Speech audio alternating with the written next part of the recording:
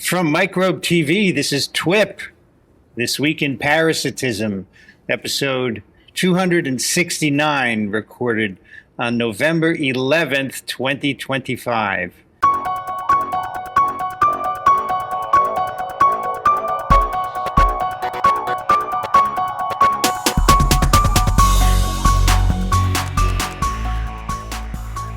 I'm Vincent Racaniello, and you're listening to the podcast all about parasites.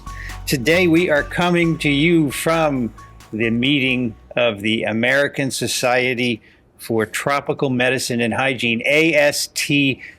It's in Toronto, Canada. Last I looked, it's -3 Celsius and snowing. Can we have it in a tropical place sometime, please? And joining me here in Toronto, Daniel Griffin. Hello, everyone. Vincent is correct. I had to drive up with some flight issues, so I got to drive through a snowstorm, and I felt silly coming across the border. Yes, I'm here for a tropical medicine meeting. So. Also joining me here in Toronto, Christina Naula. Good morning, everybody. And it's a bit ironic, really, coming for tropical diseases to an Arctic climate. But I'm telling you, I've come from much further north, actually, because it does boggle my mind. Glasgow is about 12 degrees further north than Toronto. Wow. And I was flying south, but in my head, I was flying to the North Pole. So, interesting. Yeah, do you get snow in Glasgow? Not really, no, very rarely. And it's apparently raining in Glasgow at the moment. So we have the Gulf Stream that goes around the island that keeps us warm and wet and windy. Well, it's nice to have you in person instead of at 12 p.m. as usual when we record. We have a guest today for you to learn about. He is Professor of Tropical Medicine at the Academic Medical Center, University of Amsterdam, Martin Grobusch. Welcome. Good morning, everybody. Well, nice to have you. Thank you for getting up early. Thank you for the invitation. It is currently 7:39 a.m., and that's another thing. We probably, next time, let's do it later. Because I got here at 6:30 to set up, and while I don't mind, I'm a little bleary-eyed. You know that saying, bleary-eyed? So we thank the American Society for Tropical Medicine and Hygiene. I'm going to say ASTMH for having us here. And if you enjoy these programs, you know, it's our goal to talk about science, data-driven science. We don't talk about lies. We don't give you disinformation. And if you enjoy that, we'd love your support. You can go to microbe.tv/contribute to find out ways that you can help us. Before we start talking with Martin, I just would like to hear, this is my third ASTMH meeting, so I'm relatively new, but I'd like to hear from you, what does ASTMH mean to you? So ASTMH has sort of a special place. Like if there's one conference I'm going to go to in a year, it's going to be ASTMH. The first time I went to a conference was with Dixon Despommier. And many years ago, we drove down in his Prius, so I was trapped. I didn't know any better. So it was, 5 or 6 hours learning about the hydrogenosome and all kinds of other parasitic things. And one of the great things about ASTMH is it's a community.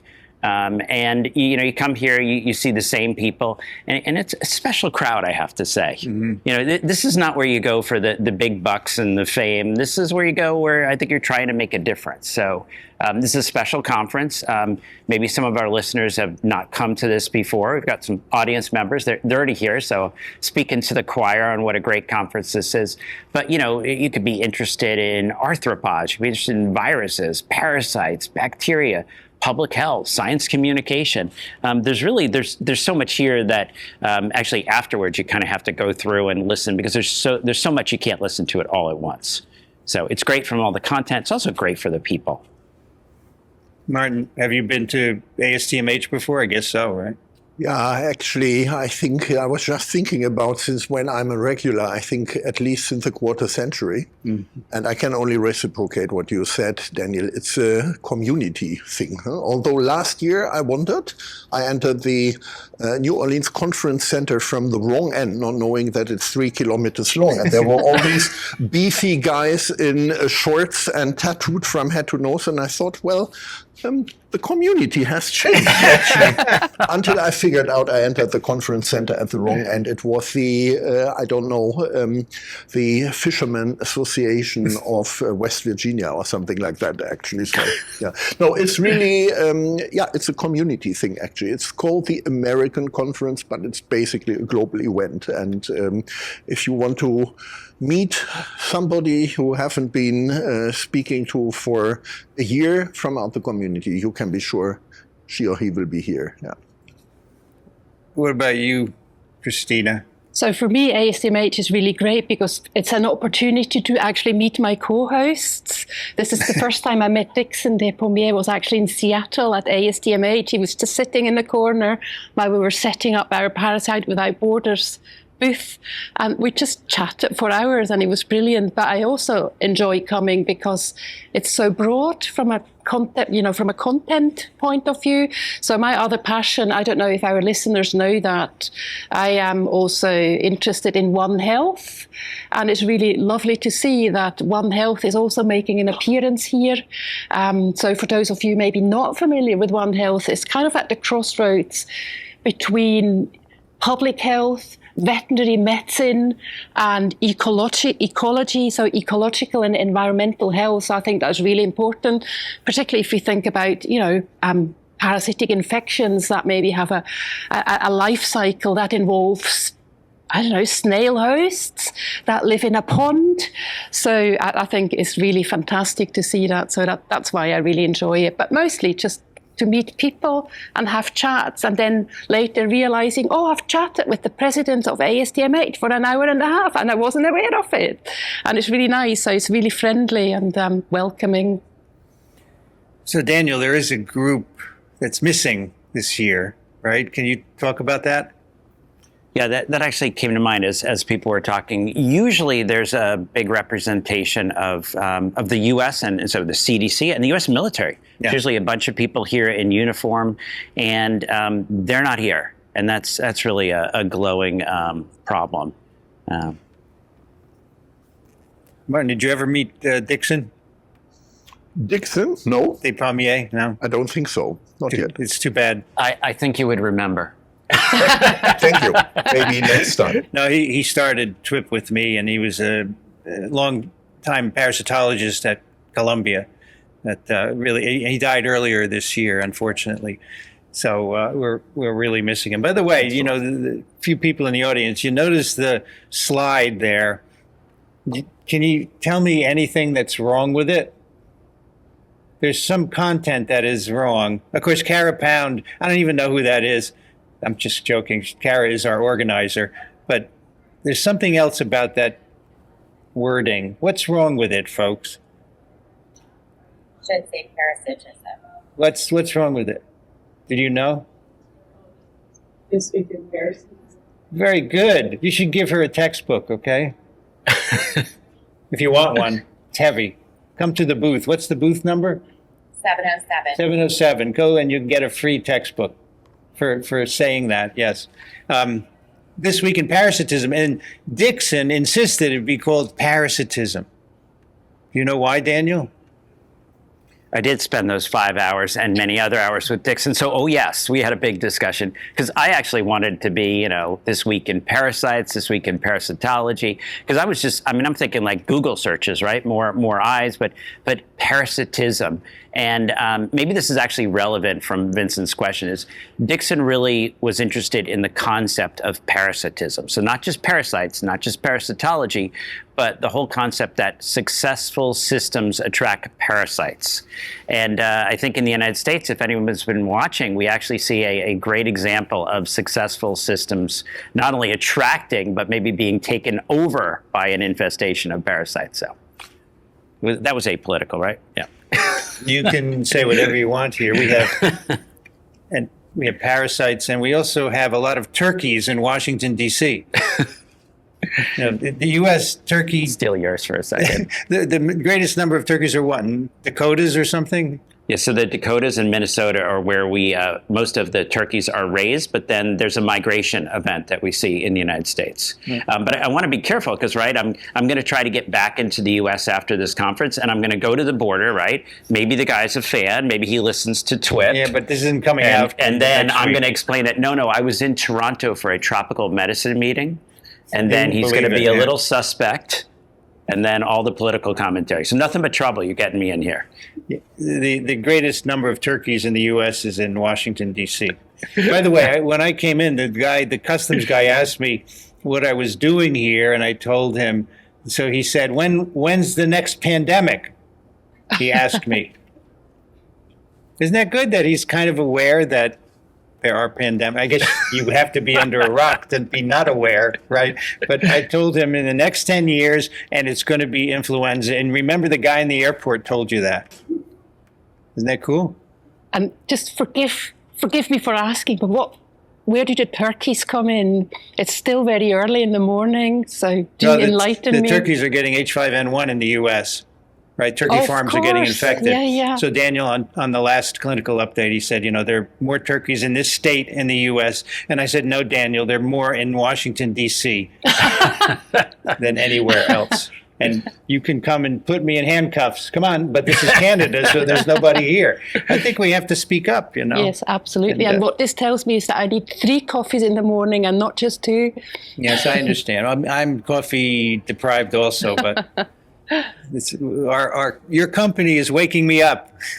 Okay, let's talk to Martin now. I'm sorry, Martin. We tend to fool around on these podcasts, and being yourself is part of science communication because it makes it easier for people to understand later what you're saying, right? So let's talk about you. I want to know all about your training, where you started, and as far back as you can remember. Don't worry about. I can remember. Okay, you are testing my memory, actually. Thank you. Well, yes. Well, to begin with, you can hear it from my accent. Actually, I was born and bred in Germany, close to the Dutch border, with some Dutch ancestry and allegedly also some French ancestry, but growing up in the western part of Western Germany. And as long as I can remember, I always wanted to study biology for some reason, actually, but then as a conscientious objector, actually, remember it was the early 80s, actually, 2 systems pitched against each other with a pre-warning time of 90 seconds for the various nuclear devices. Actually, I became a conscientious objector, like many of my peers at that time. And then I had to choose, actually, either to chop carrots in an old age home or to replenish the stocks in an accident and emergency department in our local hospital. So I thought the latter one comes a bit closer to what I would think could have an idealistic tinge. So I chose the accident emergency department, and the very morning I arrived, knocked at the door, the elderly nurse who ran the show looked at me and said, "What a waste," she said. "We need you in the accident and emergency department. We have others to replenish the stocks." And from day one, it was the early 80s, so things were less regulated. So without any formal training, except for a 3-week course behind the mountains in Bavaria on basics of I don't know what, I had no training, but they took me under their wing, and I did everything what was asked from a nurse, basically, in an accident and emergency department in a general hospital. So after a couple of months, actually, I was taken, and I thought, that's what I want to do. And I spent the second half of my 18-month service, which was meant as a punishment, then in the surgical ward, actually, as an anesthesia aide, actually. And that was what brought me into medicine, actually. But, sorry? I just wanted to take you back to, because I think a lot of our listeners will not be aware that there is such a thing as a compulsory army training in Germany. It was, actually. Well, yeah, as I said, we are talking the early 80s, actually. It was at the heydays of the Cold War, actually. And in Germany, as in all other Western European countries, there was a military duty, actually. And for good reasons, actually.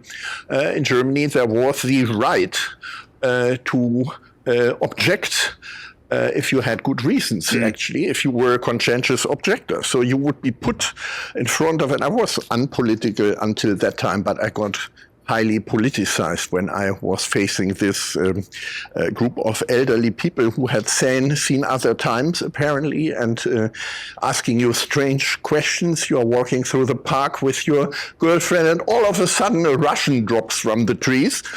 What would you do? Huh? And this sort of things. And it got me really politicized. I had to defend myself twice before I was allowed to, or before I could enter my service. And that was at that time actually, many young people did actually. Now, of course, since now 15, 20 years, the military duty had been suspended, and now we have discussions, of course, of changing that again. And times have changed, but in these times, it was the right thing to do, and I was convinced it was the right thing to do.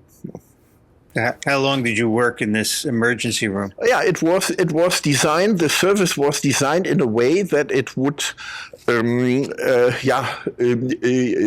it was meant as a punishment, actually. So it was clearly longer than the military service, and was meant to be as unattractive as possible. I would say in my case that failed, actually. I really enjoyed it, and it changed my path in life. Mm-hmm. So as a consequence, you went to medical school? That's right, yes. And I went to medical school, actually first in a town called Gießen, university town there, but I wasn't happy there because there was no chance of getting into contact with anything tropical. For some reason, that was why I started medicine. I did not intend to become a doctor in Germany. Also, I thought I want to do something which I consider useful and get some training from that, and then venture off and maybe become a Médecins Sans Frontières colleague or something. But as things are, you want to do things well, and first you try to accumulate lots of knowledge in the field of interest. And that brought me early during my studies into contact with some parasitologists, some tropical medicine guys who were really becoming, my heroes or people I'd like to follow, actually. So from the early days, I changed. Then you could change universities only in Germany if you had a partner who would want to change his or her university as well. And I took the first opportunity after the first semester, actually. I found somebody who wanted to come for personal reasons to that town, and I moved to University of Bonn, actually, where I then pursued most of my undergraduate studies, actually. Only to realize that I was not prepared to work as a physician in Germany. So I told Christina, actually, that already 1.5 years or so before finishing my studies, I was shopping around where to start working outside Germany. And in all my naivete, I applied for, or I wrote letters to Mahidol, for example, and they accepted me, but they said, sorry, you are so inexperienced, we wouldn't be able to pay you a salary. But that was not affordable for me. Actually, I needed to earn some money after my studies. So I thought, look elsewhere. And the natural choice at that time would have been the UK. Well, I thought, what would I be liking to do? London, of course, would have been interesting, but for sure there wouldn't be an opportunity. So I thought I'll go somewhere where I would like to work and where maybe there would be a chance. And I organized a job in a very new hospital, Air Hospital at that time, just opened its door, had still this funny smell of a newly opened building, actually, and I did 2 house jobs there in internal medicine. I didn't expect to survive the first weeks, actually, because I thought I was very naive in taking on I didn't know what it was, a 1 in 3 rota with prospective cover. It meant if there was sun, you wouldn't see it anyway because you would spend your life in the hospital. But it was a very good experience, actually. Just to clarify to our listeners, Ayr is a small town in Scotland, not far from Glasgow. So it's a very tropical environment, as you can imagine. So I just wanted to clarify that for our listeners. And I was going to say that's quite different than Mahadal, that's in Thailand, in Bangkok. Exactly. So, climate-wise, at least, yeah. So I hope you did get to go to Mahidol at some point. I surely did, actually, but that was then later in my career, actually. Yeah. That's right. Okay, Yeah. so what's next? Yeah. What's next? So 1 year in internal medicine in Scotland, and then I wanted to move on and specialize in internal medicine, infectious diseases. And by chance, actually, I got an offer at that time only infectious diseases department of note, well, back in Germany, which was at the Charité in Berlin, actually. And I went there, actually. I went there, did my training in general internal medicine and infectious diseases. In between, I spent 1.5 years at the London School to pursue my master's and did a couple of other things there, actually, in parasitology. The late David Warhurst was my mentor there. Really fantastic time. Yeah, and then after finishing my specializations in internal medicine, subspecializations in infectious diseases and tropical medicine, I really wanted to move on.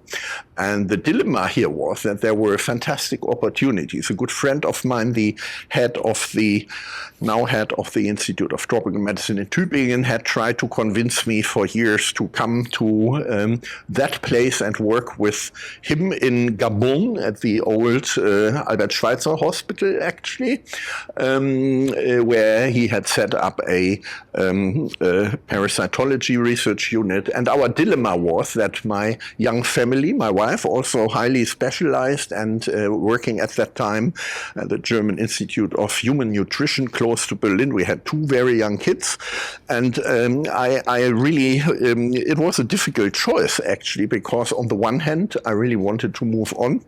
And I was also tired, I must say, from these. These were different times. And now our assistant doctors, they leave at 5 and they hand the patient over to me, actually, because they go to their yoga lessons or go to their kids. But in the old times, we had less choices. And despite we were fighting for our rights, we were working crazy hours. So in the end, I followed the call to Tübingen and Gabon, actually. And for 3 years, we were commuting. The perverse thing here is that I had more time with my family back in Berlin, whilst I was working in southern Germany and in Gabon than I had before as a young doctor.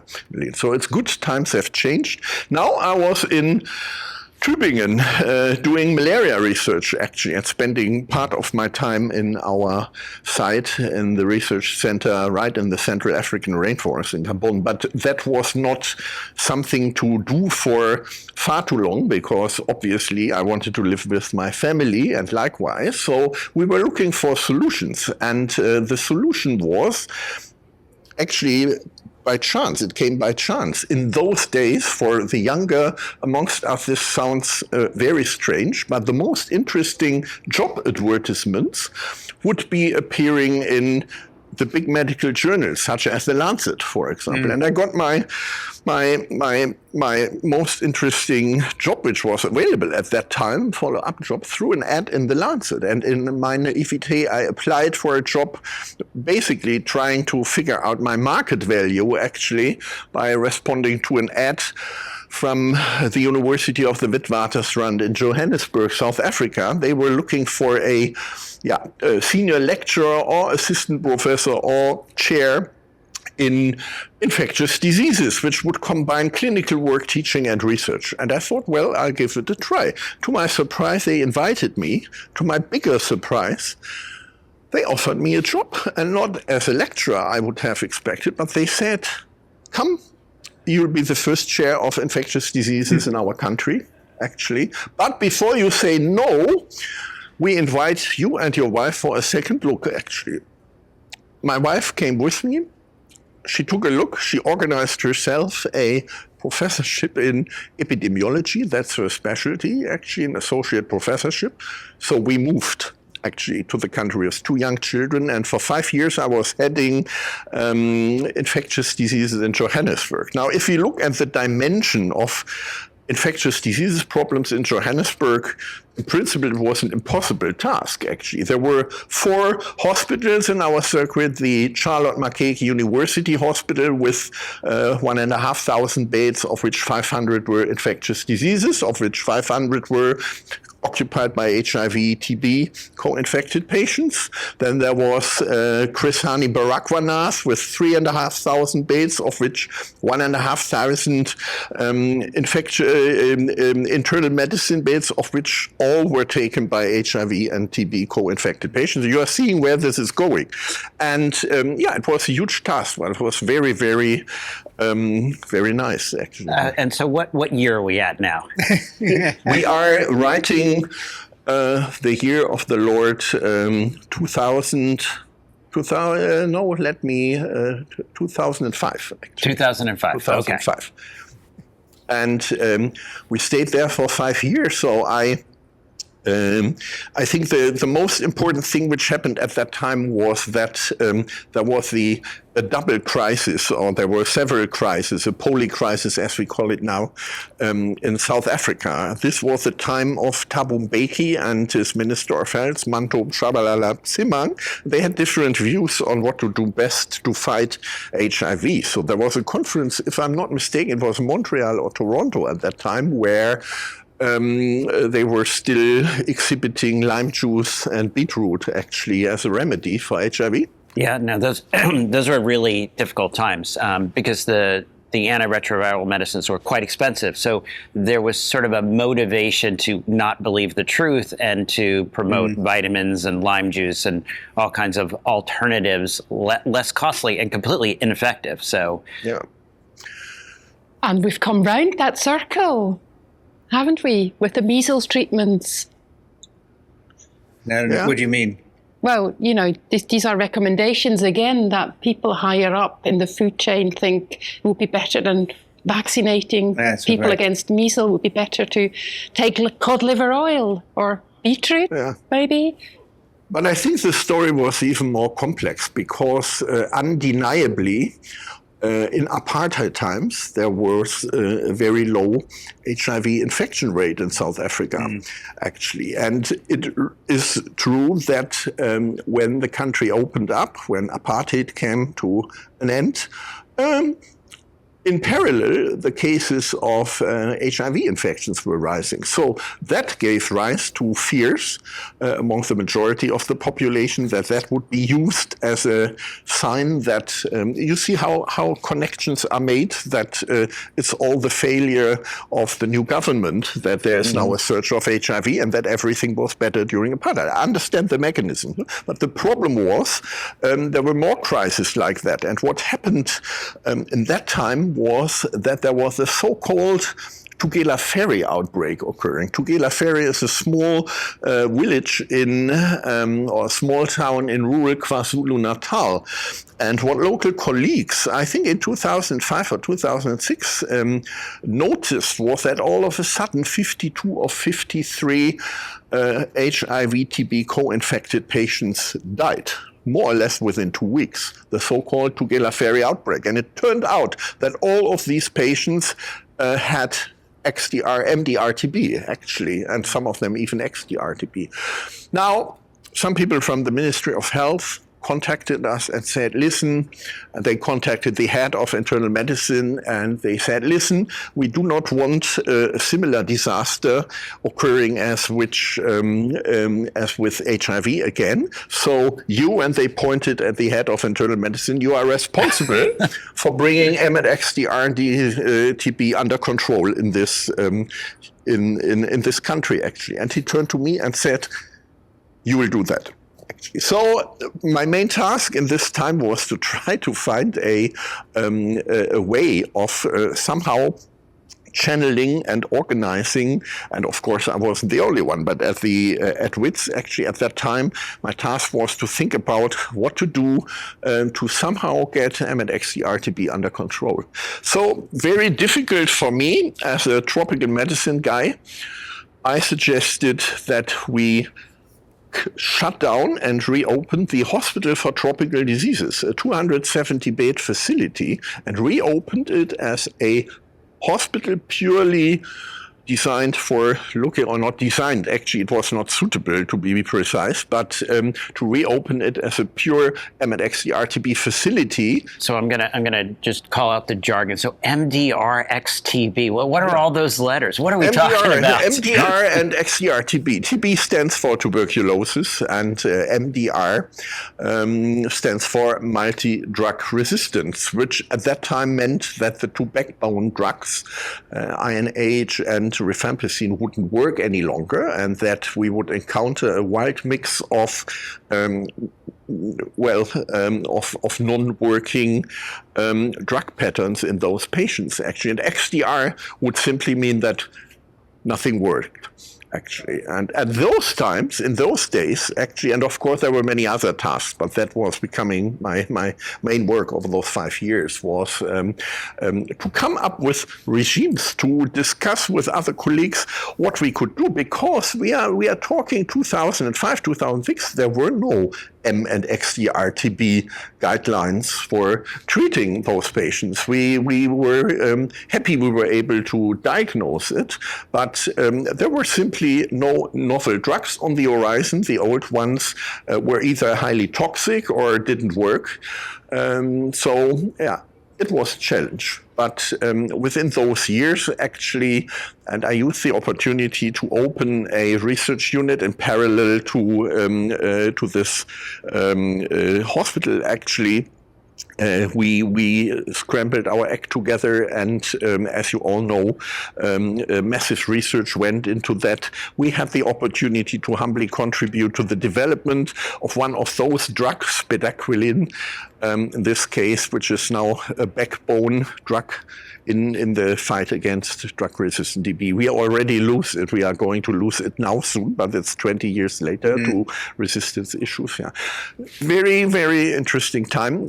Difficult decisions to make. Do we want to stay in the country? Do we want to see our children growing up as white South Africans, or do we have other plans in life? And then again, there was another advertisement in the Lancet, and this one lured me back to Europe, actually, and I applied successfully to become head of what was the Center for, or what was the sub-department of tropical diseases, which is now our Center for Tropical Medicine and Travel Medicine, actually. And again, we could repeat our trick. Actually, my wife had pursued her PhD earlier in the Netherlands, and when she spoke to her former supervisor and said, we are considering coming back to Europe, actually, he said, well, that's good that you are calling. I want you to lead, I want you to help me building global health at the University of Utrecht, which she is now heading, actually. So that's the story in brief. The past 15 years, my main basis is Amsterdam, actually, the University of Amsterdam. But you're also director of Masanga Medical Research Center in Sierra Leone. So what about that? Yeah, that's true. Actually, I'm holding two visiting professorships in Tübingen, actually, where my roots lie in one way, and at the University of Cape Town. But Masanga, next to Gabon, is one of the two centers where I do most of my work in tropical medicine, travel medicine. There is one other site in Ecuador, which I'm going to visit next week. But Masanga is very close to my heart, actually. The work there started, or the idea was born to set up a research unit there when I worked during the Ebola outbreak in West Africa, in Sierra Leone, and that is 10 years ago. And the very specific job I had was that because I'm training a lot of the tropical doctors in the Netherlands. The tropical doctor is a educational track which I only know from the Netherlands, which is not a specialization. It's a 2-year hands-on practical guide towards working in tropical countries. 1 year of surgery, 9 months peds or obs-gynae, a 3-month course, that is it. And then young people would venture into the world and do some work. They are very well recognized by many NGOs, etc. And there were also many of them working in Sierra Leone. And when most of the health facilities had to close down during the outbreak, 2 or 3 of them who were repatriated to Europe and not accepting that, actually they gave me a call and said, would you be willing to help us reopening our secondary level of care hospital during the Ebola outbreak? And I thought, well, this is a brilliant idea.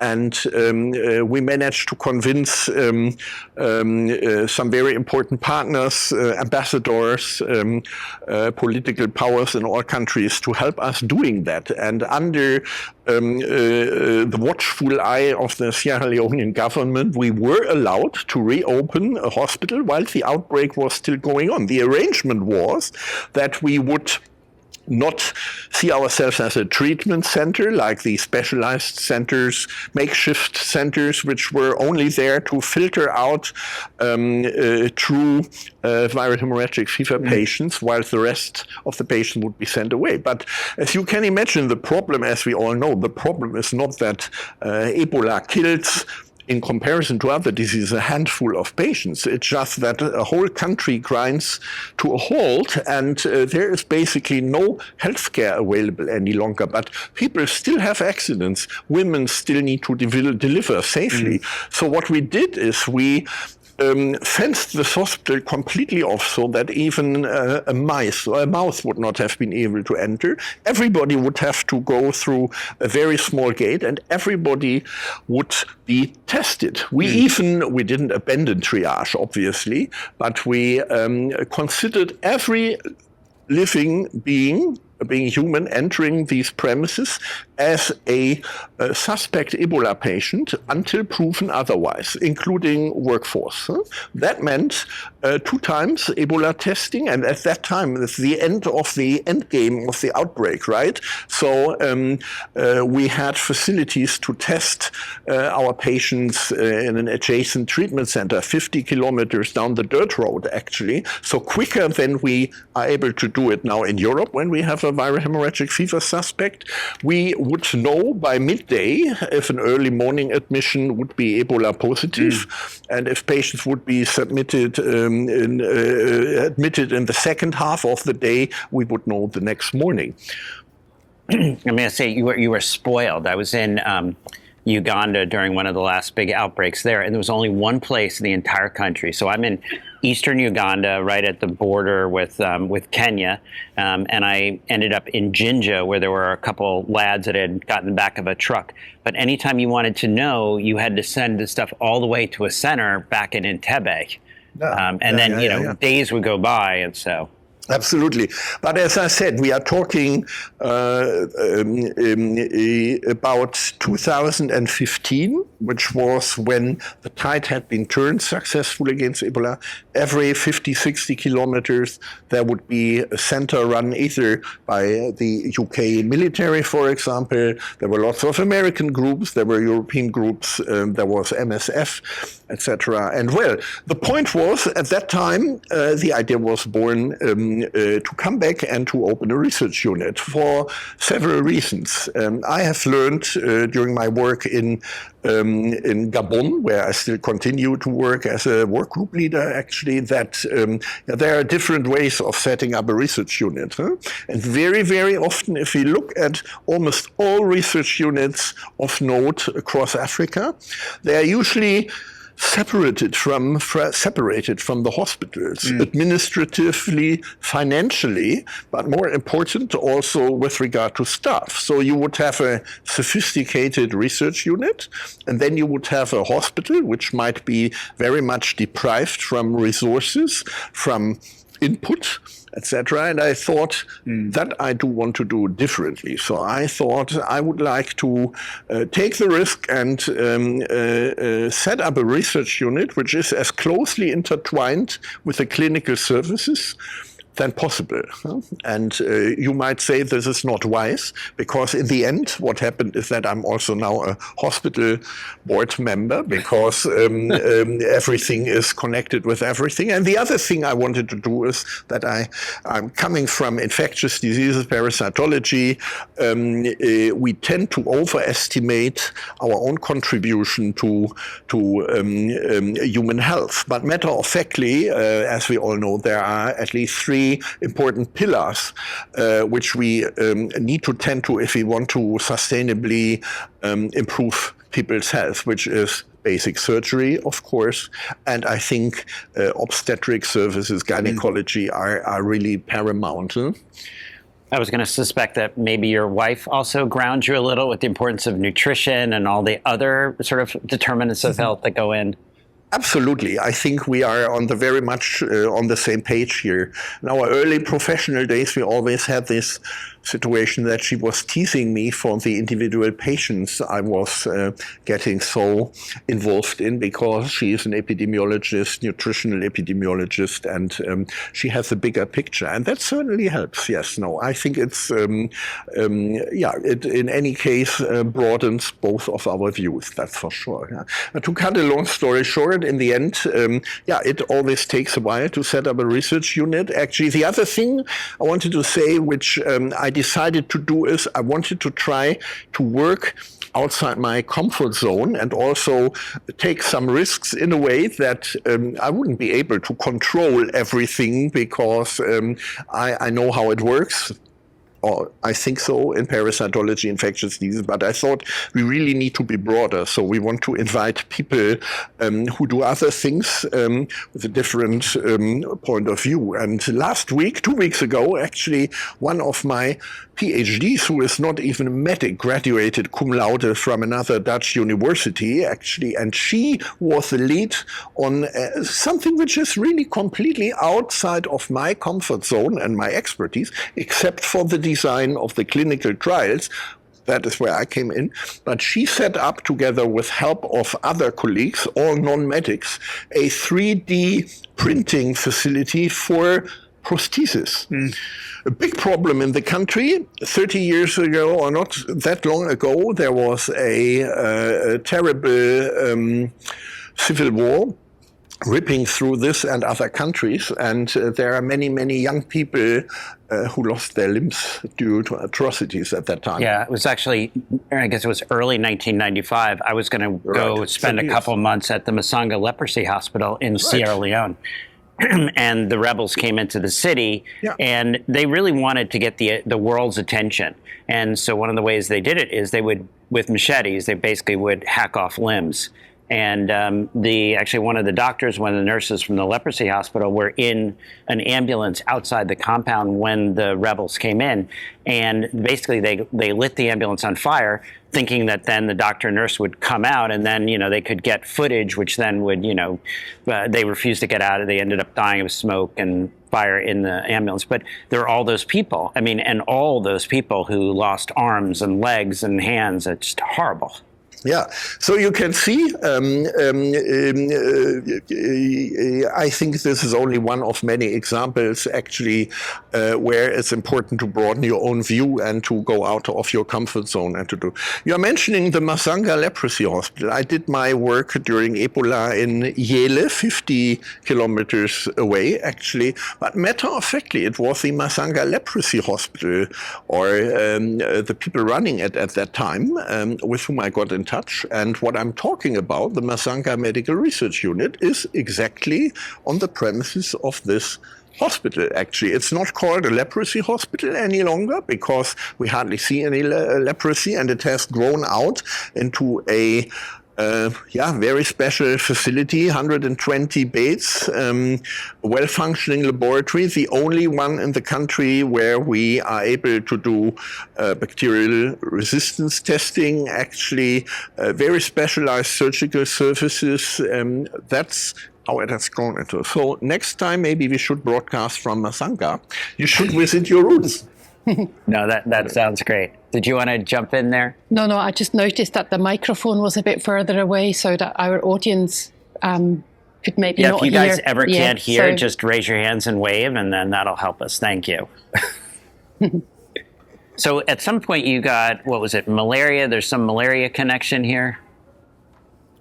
Well, if you work in these areas, malaria is still good for 50-60% of all cases of febrile disease, right? Yeah, that's not different in Gabon. That's not different across the continent. And we just accomplished, as one of our first achievements, the so-called Mafestu study, which is a Masanga fever study, where we looked systematically into the causes of fever bad enough to lead to a hospital submission. So we had about 900 patients in 1 year who required admission, of which 760 were eligible to be included in the study. And 40%, almost 40% still of all cases actually were malaria. And this is only people who required admission.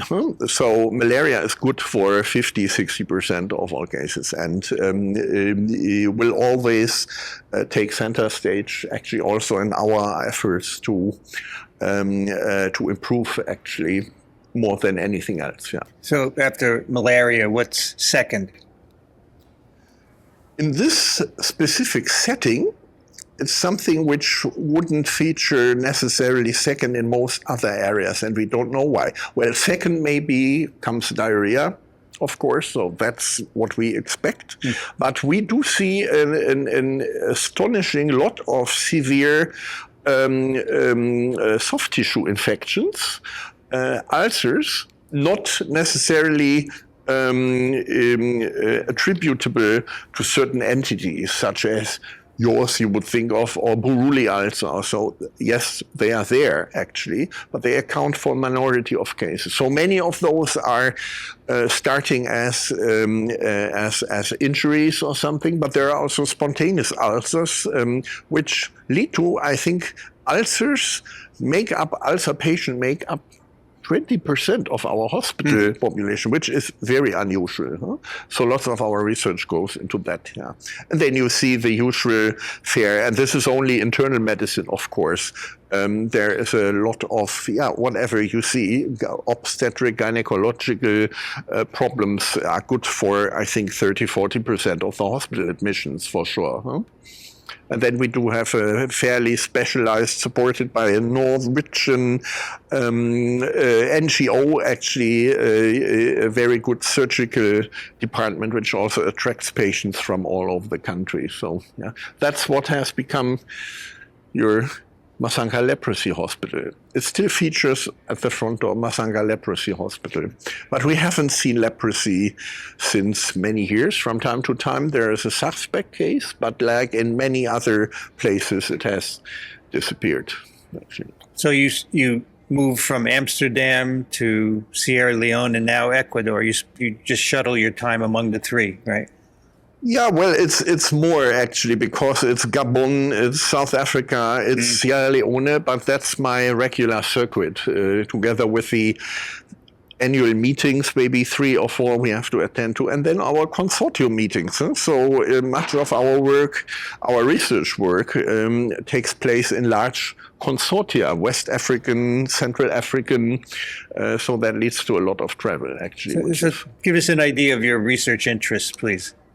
Our research interest, my research interest. So malaria is and remains my main research interest. Tuberculosis, very important.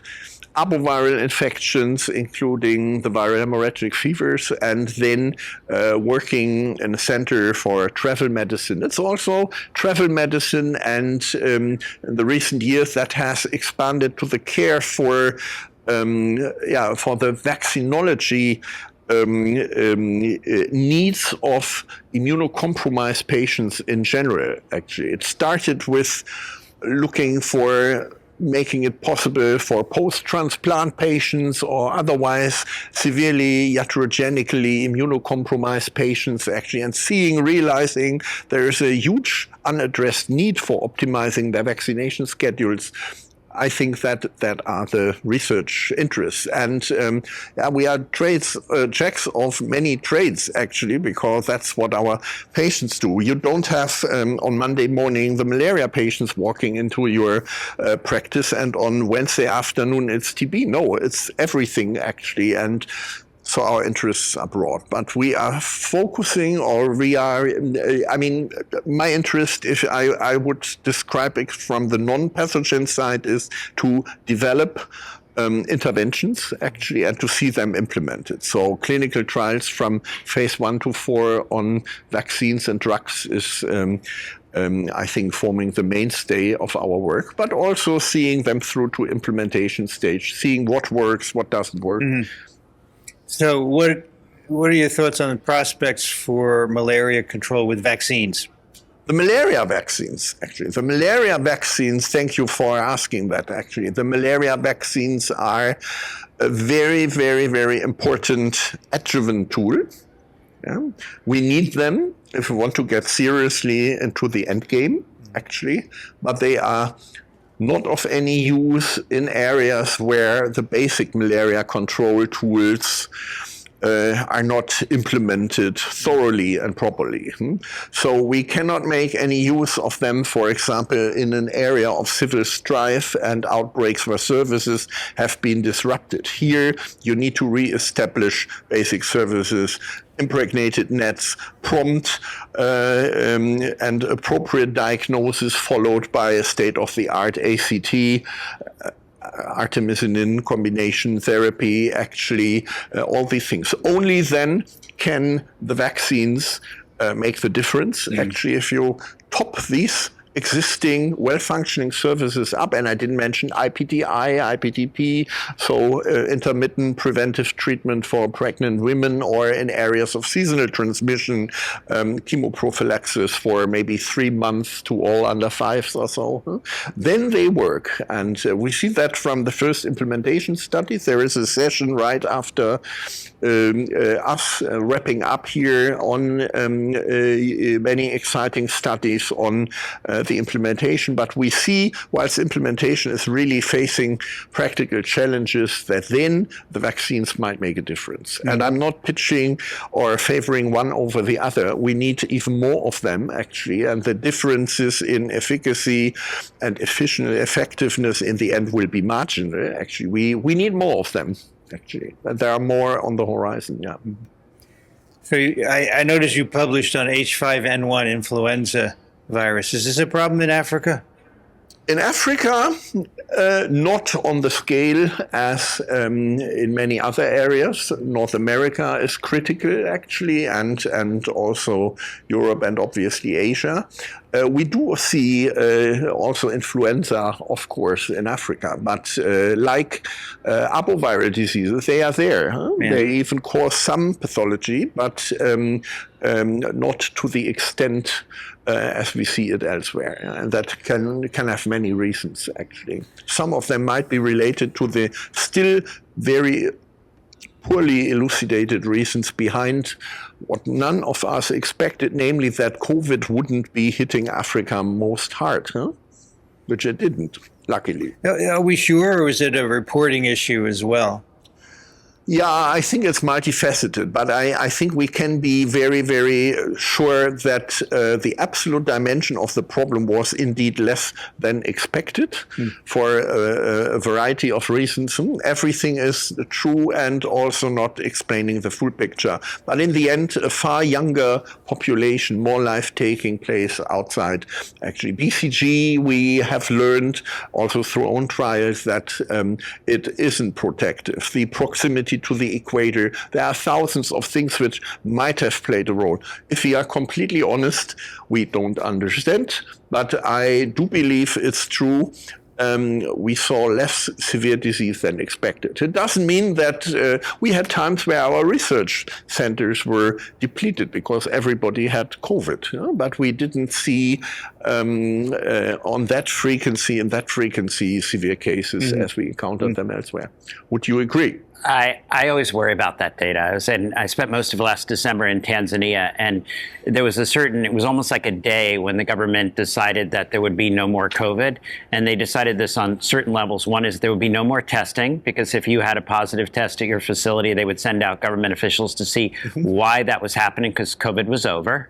And so I was at one of the hospitals, and they talked about, we just kept having people come in, and they had fevers, severe respiratory issues, but they didn't have COVID. None of them had a positive test because we weren't doing any. So not testing them. Yes. There was a lot of issues there. So I guess I wonder how much we actually know. Yeah. And, you know, an interesting issue, in some of these countries, healthcare workers died during COVID. So there's been this ripple effect. You take a country like Malawi, where there's like one doctor for 20,000 people, you lose that doctor. And, you know, the ripple effect of COVID, it was a country where, you know, the only pediatric ICU doc died during COVID. So now there's no one with that expertise in the country. Yeah. Now, I think it's very important to put that into perspective. So first of all, denialism. Vaccine hesitancy, we don't talk much about it. We talk about the hesitancy and the lack of support from the North to bring the vaccines timely. But we also should be honest, we also faced a lot of vaccine hesitancy, the same problems, denialism, as in many parts of Europe. And I think, of course, there is no one size fits it all. This is a very, very important and drastic example of where one would doubt the data. But I can only say that from my personal network of maybe 15, 20 research centers all over the continent, the experience of my senior colleagues was that in the end, it was less bad than expected, to put it like that. I can only say that in Masanga, we prepared, we braced ourselves, we brought oxygen to the hospital. Actually, we tried to set up intermediate care facilities. We were prepared. We didn't see many patients. It doesn't mean it wasn't different in other parts of the continent. Also, let's say, the composition of the population differs, of course. You have also elderly populations in some parts of Africa. In others, the population is very young, whatever. But I would say, in general, it panned out a bit less severe than we were fearing. So are you going to stay in Amsterdam, or are you going to move again in the future? Well, you never know, but I'm often asked these questions because maybe some people hope, will you give way, or are you waiting until you go into pension, or will you create some space for others or so?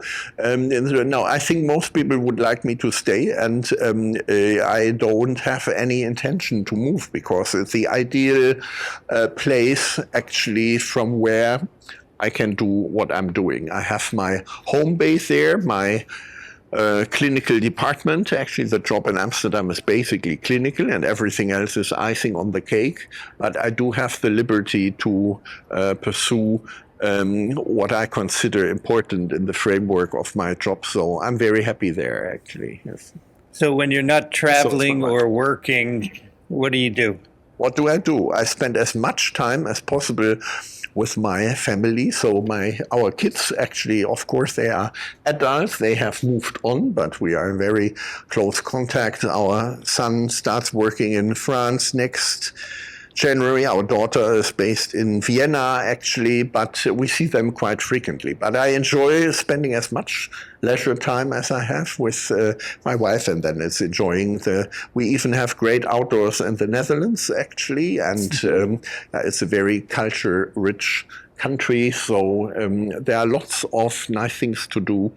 I don't have time to, collect stamps or anything like that, but that doesn't matter. I'm a fervent reader, so is my wife. We love spending time outdoors. You like to read? I like to read. Yes, also other things rather than our medical literature, actually. Yeah. Yeah. What's your favorite author? What's my favorite author? It's impossible to say. There are so many out there, actually. Just reading a book by a Norwegian, Tore Renberg, the lung, how would you call it? The lung floating proof, it's called, actually. It's a tome of 600-700 pages, a fascinating novel, which is based in Germany, actually, in Leipzig, at the beginning of the 17th century, actually. And it's about science taking root, actually, people opening up for new ideas, whilst very rigid regimes try to fight scientific knowledge, actually, and implementing authoritarian rule, actually. I think it's a very, very, very actual, very, very. So you like wonderful. nonfiction, it appears. That's right. Yeah. That's a very relevant topic. I think it's today. very actual. Yes. Yeah, yes. because as you know, in the U.S. we have a problem with the regime and science. I noticed, yes. But it's- We know, ask Europeans, we know everything about it, actually. And we see things which we learned from the history books where things went awfully wrong. Yes. But you know, it's not limited to the U.S. Absolutely. And things can spread. So Absolutely. You should be concerned about it. Yeah. I And hope it's you- not that we don't see these tendencies everywhere cropping up in Europe, where one would think we know better, actually. And that certainly includes Germany. Yeah. Is there anything else that you wanted to say that we didn't ask you? No, or actually, I think I'm very happy. I thank you for your interest, but maybe you have other questions. I'm not that extroverted that I think I would like to share this or that with. Christina, anything else? No, I thought it was really, really amazing to Okay. hear about a fascinating career. And maybe at some other point we can circle back to malaria. I wanted to say that Martin did an amazing lecture for my students, and I'm certainly going to link them to this podcast, because it's not very often that our students get the opportunity to actually get to know their lecturers a little bit more deeply, and I think that has been really wonderful. Thank you. Thank you. I was going to thank you as an introvert. I know that we probably sucked all the energy out of you, and now you're going to need about an hour to recover. But thank you. It's been an absolute pleasure. And come and visit where your roots also lie. All right. Masanga Hospital. All right, that's episode 269 of TWiP. You can find the show notes at microbe.tv/TWiP. And again, if you like our work, please support us, microbe.tv/contribute. Our guest today from all over the world, but the University of Amsterdam, Martin Grobusch. Thank you so much for You're welcome. joining us. Thank you. Did you Thanks want for the opportunity. Did you want to say something, Christina? Just on the outlet about the study. Okay. Daniel Griffin is at Columbia University Irving Medical Center, parasiteswithoutborders.com. Thank you, Daniel. Oh, thank you. It's been a pleasure, as always. And everyone, be safe.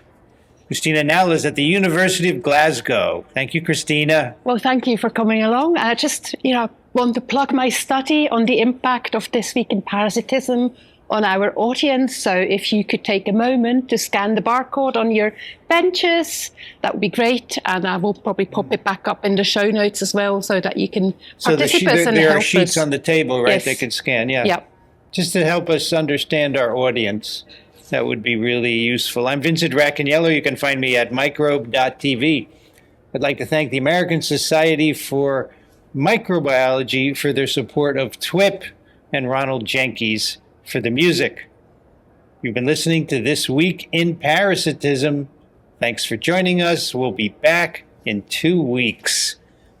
So, Martin, can you say now another TWiP is parasitic?